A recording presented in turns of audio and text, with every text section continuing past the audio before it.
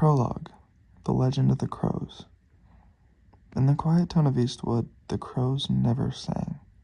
They were silent, always watching, waiting. And in their stillness, they carried with them a power, ancient and terrible. A power that could change the world one crow at a time. It was a power that had been passed down through generations, whispered about in stories, and feared in silence. The townsfolk called it the Counting Crows, but they knew better than to speak too freely about the myth. Because the moment you spoke of them, the moment you believed in them, was the moment the curse began. It started with one crow, one lonely bird, perched at the edge of the forest, its black feathers glistening like obsidians in the sun. The first crow's call was simple. One for sorrow, it croaked. The words echoed through the streets.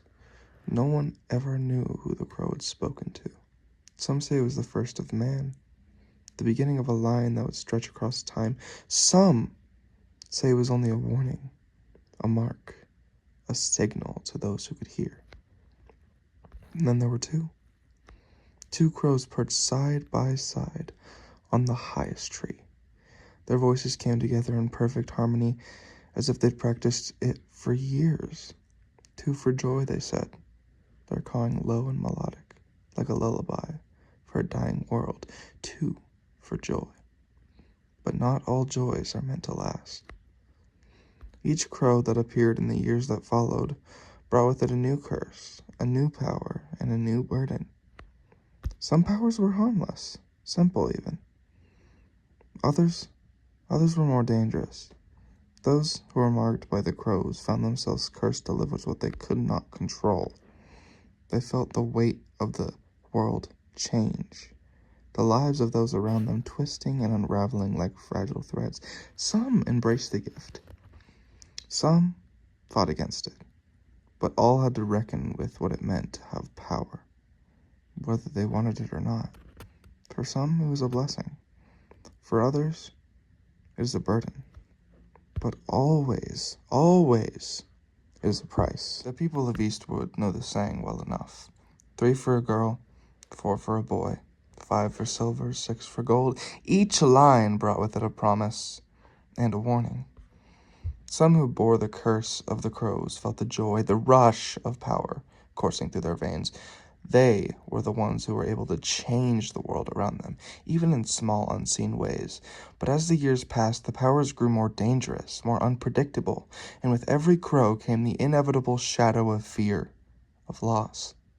And then there was 13. 13, the one they warned you about. 13 times the crow would call. 13 for the devil himself. The mark of 13 was the most feared of all. It was not simply the gift of power.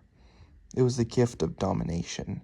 It was the ability to control or bend the wills of others, to twist their thoughts, their desires, their very existence to your whim. It was a power that could break the world, and anyone who wielded it would find themselves falling further and further into darkness, until there was nothing left of them but a hollow shell of a person, a machine of manipulation. The crows knew what they were doing when they gave it. They were not just marking a person, they were damning them. And that was the curse of the Counting Crows. It was only a matter of time before someone would find themselves with the marks, the powers, and all the weight of a world that had no place for someone like them. Somewhere in Eastwood, a crow caught again. It was only one. One for sorrow, it whispered. But it was the beginning of something much, much worse.